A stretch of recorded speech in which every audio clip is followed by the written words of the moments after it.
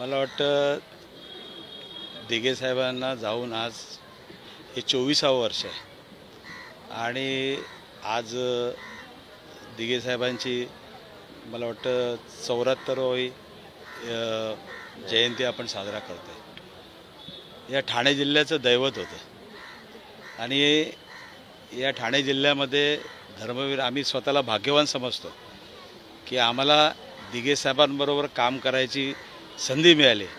संघर्षामध्ये कसं उभं राहायचं आणि सर्वसामान्यांना न्याय कसा द्यायचा या दृष्टिकोनातून दिघे साहेबांनी आम्हाला जी काही शिकवण दिली होती निष्ठावंत म्हणून, कारण दिघे साहेब शेवटच्या श्वासापर्यंत 4 अक्षर म्हणजे शिवसेनेसाठी ते त्यांची हयात गेली। सर्वसामान्यांना त्यांनी कार्यकर्त्यांपासून ते मंत्री नंतर सर्व काही केलं, परंतु आज जे काही निष्ठावंत या ठिकाणी आहेत आणि सांगितलं जातं की धर्मवीरांचा वारसा घेऊन पुढे चाललो आहे। मला वाटतं धर्मवीर आनंद दिघे साहेबांनी कधी जातपात बघितली नव्हती, कधी त्यांनी सामान्यातला सामान्य कार्यकर्ता त्या ठिकाणी उच्च पदापर्यंत त्यांनी नेऊन ठेवला होता आणि दिघे साहेबांनी स्वतःसाठी काही केलं नव्हतं। आज त्यांचं सर्व जीवन हे लोकांकरता त्यांनी अर्पण केलं होतं आणि ह्या दिघे साहेबांच्या माध्यमातून या ठाणे जिल्ह्यामध्ये असंख्य कार्यकर्ते या ठिकाणी तयार झाले आणि आज ते शिवसेना या 4 पक्षाशी म्हणजे उद्धव बाळासाहेब ठाकरे या पक्षाशी निष्ठावंत, ज्या पक्षाने हिंदू हृदय सम्राट शिवसेना प्रमुख बाळासाहेब ठाकरे यांनी या शिवसेनेला जन्म दिला आणि या ठाणे जिल्ह्यामध्ये धर्मवीर आनंद दिघे साहेबांनी या निष्ठावंतांची फौज त्या ठिकाणी निर्माण केली आणि आज तुम्ही बघितलं असेल की आज साहेबांना जाऊन 24 वर्ष झाली तरीसुद्धा साहेब सर्वांच्या मनामध्ये आहेत, हृदयामध्ये आहेत आणि त्यांचे विचार घेऊन आम्ही चाललेलो आहोत। आणि आज तुम्ही बघितलं असेल आज असंख्य कार्यकर्ते, आज महिला आघाडी असेल, आमची युवा सेना असेल, त्याचबरोबर आज तुम्ही बघितलं असेल आमचे सर्व कार्यकर्ते असतील, या ठिकाणी निष्ठेने काम करत आहेत आणि हेच खरे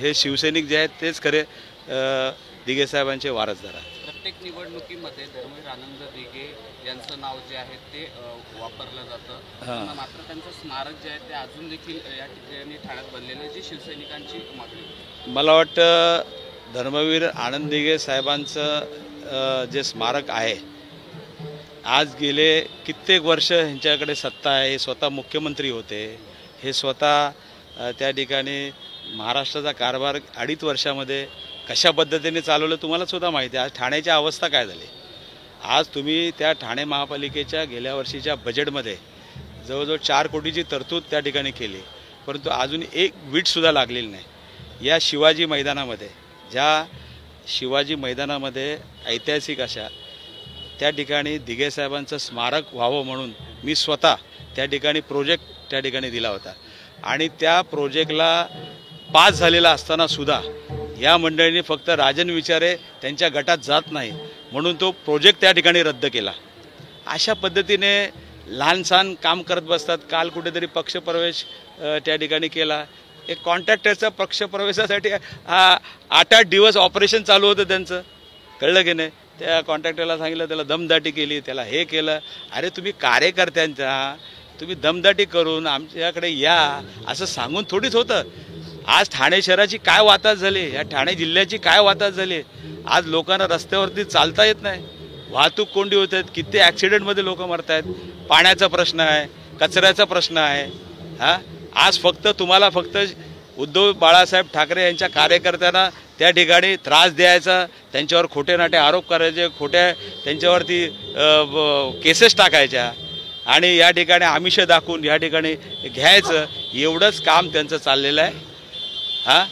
आज तुम्हाला आज गद्दारी करून या ठिकाणी तुम्ही पदं मिळवलात, परंतु या ठाणेकर जनतेने तुमचं काय घोडं मारलेलं आहे आणि या ठाणेकरांसाठी काहीतरी करा ना तुम्ही। हे सर्व उद्योगधंदे बंद करा तुम्ही। हे तुमचे जे उद्योग चालले आहेत, कार्यकर्त्यांवरती खोट्या केसेस टाकणं, त्यांना आमिष दाखवणं, खरेदी विक्री करणं, ह्याच्यापेक्षा या ठाण्यातून तुमचं हे झालेलं आहे. आणि शेवटी या 4 अक्षरांच्यामुळे तुम्हाला ओळखलं जातं.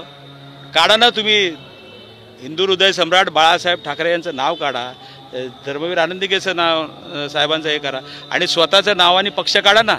म्हणजे तुम्हाला कळेल की कसा पक्ष चालवायचा असतो. हे तुमच्यासारख्या अशा कार्यकर्त्यांना फोडून पक्ष चालवला जात नाही. हे थोडे दिवसाचं आहे.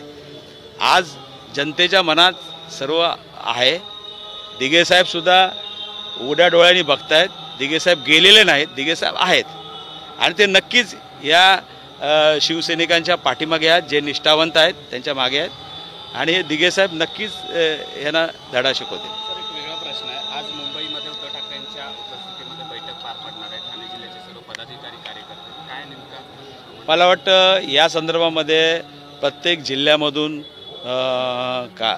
पदाधिकाऱ्यांची मीटिंग हे गेले महिनाभर चालू आहे आणि त्यानुसार त्या मिटिंगा चालू असतात. कार्यकर्त्यांची कशा पद्धतीने रूपरेषा असली पाहिजे किंवा काय केलं पाहिजे या दृष्टिकोनातून मला वाटतं या मीटिंग्स प्रत्येक पक्षाचा जे प्रमुख आहेत ते घेत असतात.